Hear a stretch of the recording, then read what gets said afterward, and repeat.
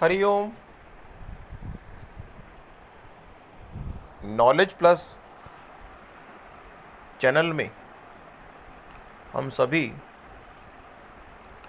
विद्यार्थियों का स्वागत करते हैं। आज हरिओम एस्ट्रोलॉजी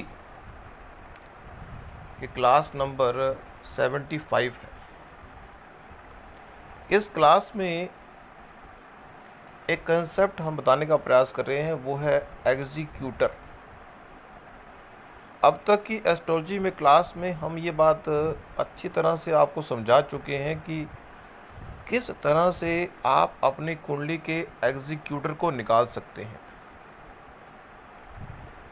आज ये बताने का प्रयास कर रहे हैं कि इस एग्जीक्यूटर को निकालने के बाद यदि गोचर में उसको स्थापित किया जाए तो हम ये बात फाइंड आउट करने में काफ़ी हद तक सफल हो सकते हैं कि उस एग्जीक्यूटर का जो फोकस है वो कहाँ गया।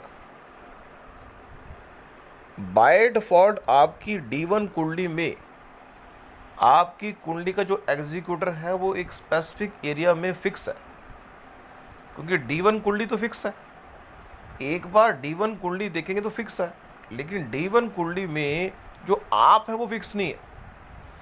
D1 कुंडली का जो एग्जीक्यूटर आपकी कुंडली में बना, मान लीजिए हम वर्कशॉप में प्रयोग होने वाली कुंडली पर अपने ध्यान को केंद्रित करते हैं और आपको एक एग्जाम्पल से समझाने का प्रयास करते हैं कि किस तरह से हम व्यक्ति की कुंडली के एग्जीक्यूटर को गोचर में फाइंड आउट करें और ये कैसे बताएं कि जातक अभी करंट सिनेरियो में किस एरिया पे और किस एनवायरनमेंट पे अपने आप को केंद्रित करने जा रहा है।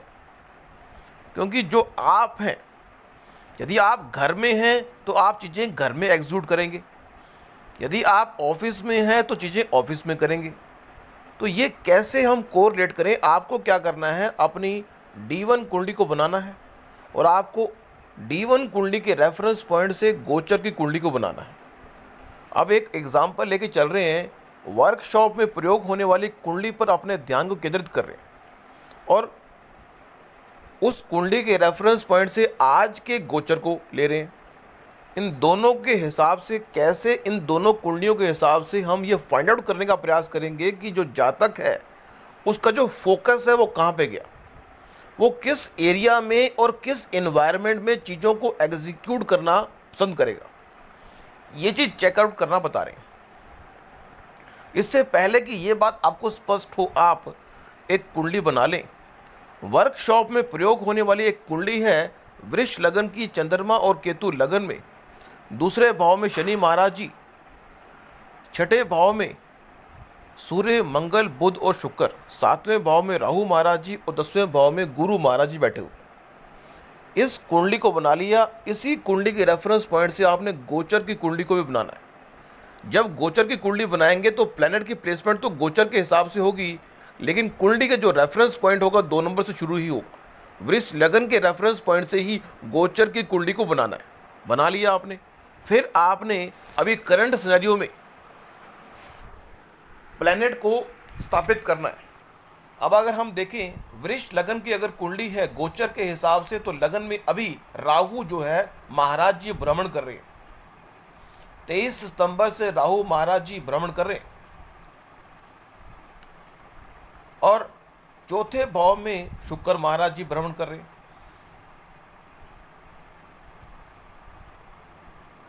और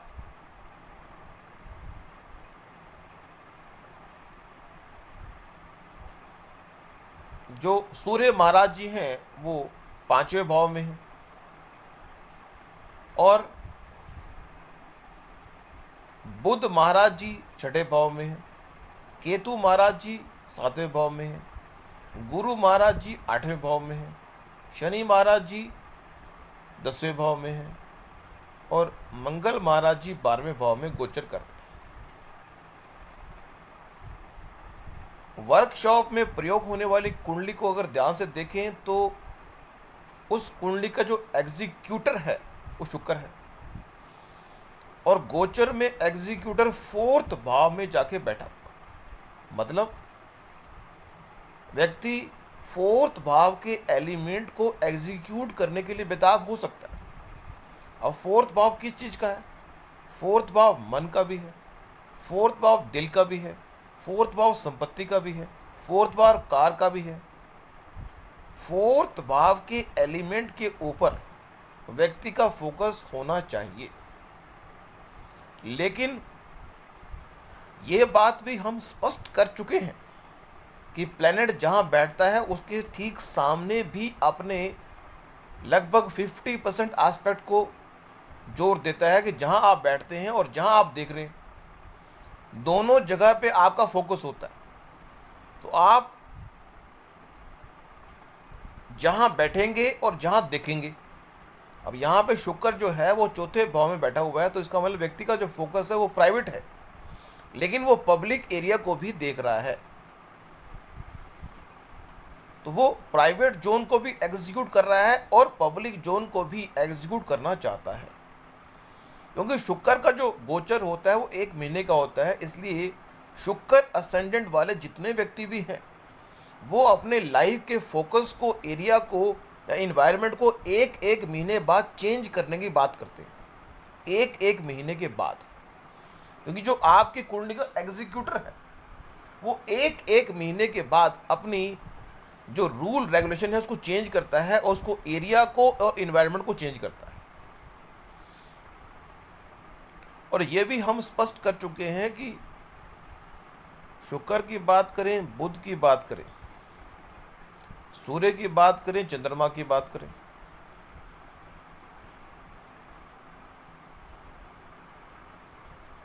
और